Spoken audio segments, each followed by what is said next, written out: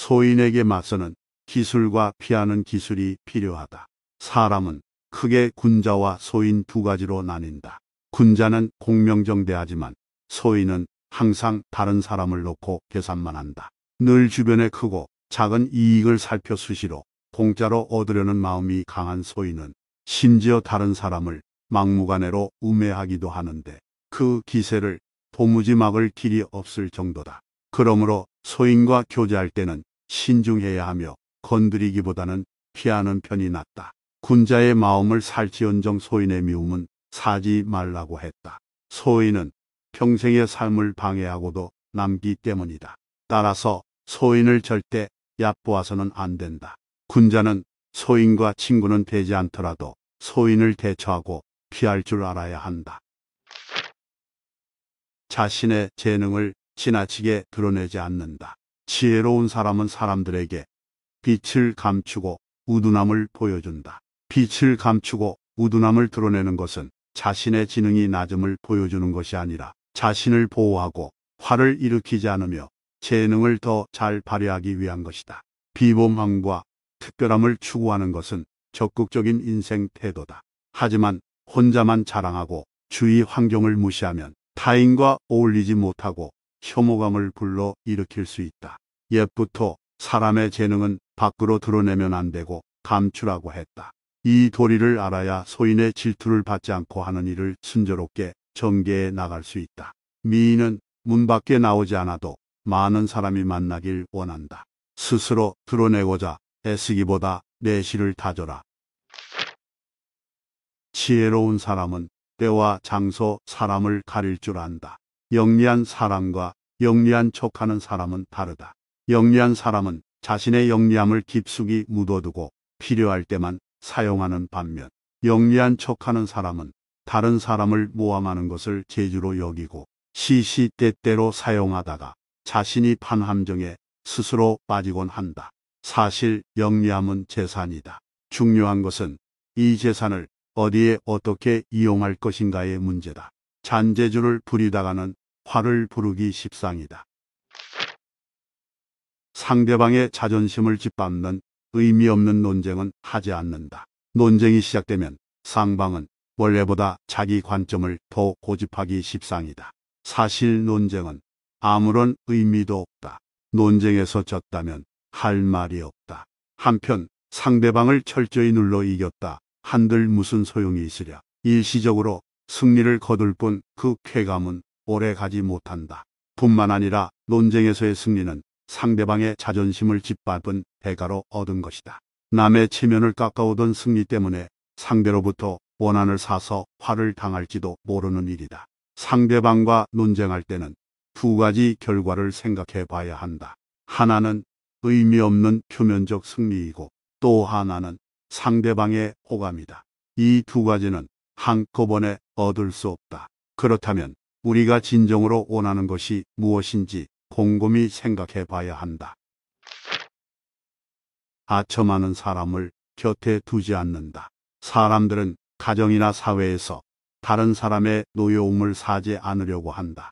그 때문에 대부분 좋은 말로 남의 기분을 맞춰주려고 하며 듣기 싫은 말을 해서 남에게 미움을 사는 것을 꺼려한다.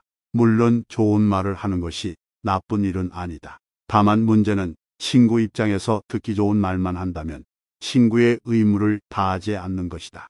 즉, 결점이 있는 줄 뻔히 알면서도 입을 다문다면 진정한 친구라고 할 수 없다는 것이다. 만일 당신의 결점을 칭찬하는 사람이 있다면 그것은 다른 속셈이 있어서일 것이다. 평소에 진정한 마음으로 당신을 책망하고 꾸짖는 사람이 있다면 그가 바로 인생의 스승이자 진정한 친구이다.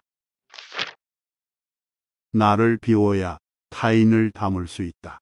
교만은 사람의 몸을 감싸는 악취처럼 조언을 건네는 친구를 쫓아버린다. 다른 사람의 의견이 나와 다르다고 잘난 척하지 말고 스스로를 돌아보아야 한다. 그래야 마음을 비우고 더 성숙해질 수 있다. 비워야만 다른 사람을 담을 수 있고 교만하면 자기 외에는 아무도 담을 수 없다. 생활 속에서 우리는 늘 무의식적으로 물이 가득 찬 컵으로 변해버린다. 그러나 자만을 내려놓고 마음을 비운 채 다른 사람을 따라 배운다면 우리가 모르는 많은 것들을 발견하게 될 것이다. 겸허한 태도로 마음을 연다. 자만하지 말고 겸허하며 다른 사람의 비평을 기꺼이 받아들이고 자기 잘못을 바로잡았어. 넓은 마음으로 타인의 장점을 흡수해야만 자신의 장점을 더욱 향상시킬 수 있다. 사실 이것은 말은 쉬워도 실천에 옮기기는 어려운 동목이다. 오만해서는 안 되며 겸손이야말로 삶에서 가장 성실한 태도다. 세상은 크고 넓어서 온갖 귀한 일들이 많이 일어난다. 그 속에서 개인은 아무리 힘이 세고 영리하다 해도 우주 속의 작은 먼지일 뿐이다. 깨는 사람 위에 나는 사람이 있고 자기보다 뛰어난 사람은 언제나 존재하기 마련이다. 겸손에는 두 가지가 있다. 지위가 낮거나 능력이 부족할 때 겸손한 것은 대단한 일이 아니다. 사업에서 성과를 얻고 다른 사람에게 칭찬을 받을 때 겸손한 것이야말로 사람들의 존경을 받는 진정한 겸손이다. 단물이 나는 샘은 가장 먼저 포내어 마르게 되고 키가 큰 나무는 가장 먼저 잘리게 된다. 모든 것이 쓸모가 있으면 자기의 장점으로 인해 몸을 망치게 된다. 사람은 자기의 장점으로 인해 자신의 몸을 망치는 수가 많다. 장점을 드러내지 말고 단점을 보완하라. 그리고 항상 겸손하라. 모든 사람이 상대방을 사랑하면 강자는 약자를 억누르지 않는다. 부자는 빈자를 짓밟지 않는다. 귀인은 천인을 압박하지 않는다. 똑똑한 사람은 어리석은 자를 속이지 않는다. 두드리면 소리가 울리고 두드리지 않으면 소리가 울리지 않는다. 군자는 물으면 답할 뿐이고 묻지 않으면 말하지 않는다. 말하는 데에는 세 가지 방법이 있다. 생각해서 말하는 경우, 추측해서 말하는 경우, 실행할 때 말하는 경우다. 생각한다는 것은 이 말이 과연 옛 성인의 말이나 행동에 모순되는 점은 없는가를 생각하고 거기에 어긋나지 않을 경우엔 입으로 낸다. 추측해서 말한다는 것은 내가 이런 말을 한다면 듣는 사람이 어떤 기분으로 이 말을 받아들일까를 생각한 후에 발언하는 것이다. 실행할 때란 내가 말한 것을 어떻게 실행할 것인가를 생각하고 타인의 입장에 비추어 보고 전망을 세운 후에 말하는 것이다. 군자는 내 모습을 물에 비친 거울로 보지 말고 사람을 거울로 삼아 내 모습을 비추어서 반성하는 것이 좋다. 물에 비추어진 자기 모습은 외면만 볼 수가 있다. 그러나 사람을 거울로 삼으면 이로써 자기가 행하고 있는 잘잘못을 판단할 수가 있다. 근본이 흐려 있으면 그 끝인 흐름은 맑을 수가 없다. 행동에 근본의 신의가 없으면 반드시 망한다. 한 사람의 심정을 파악하는 데 성공하면 그 사람을 얻을 것이고 한 사람의 심정을 알지 못하면 그 사람과 멀어질 것이다. 의를 행한다는 것은 이것으로 인해 다른 사람에게서 비방을 피하기 위한 것이라든지 혹은 어떤 명예를 얻기 위해서 하는 것이 아니다. 인간으로서 당연히 해야 하는 일을 하는 것이다. 천을 염색하기 위해서는 붉은 물감이나 푸른 물감에 담그게 된다. 사람도 처음 접하는 것에 따라서 여러 가지로 변한다. 평소부터 환경을 골라서 반드시 올바르게 사는 곳을 골라야 한다. 사람에게는 정해진 시간이 있다. 이것을 너무 급하게 쓰는 사람은 활을 팽팽하게 잡아당겨서 느슨함이 없는 것과 같다. 이렇게 되면 활은 쓸모가 없게 된다. 사람은 항상 적당한 느슨함이 필요하다.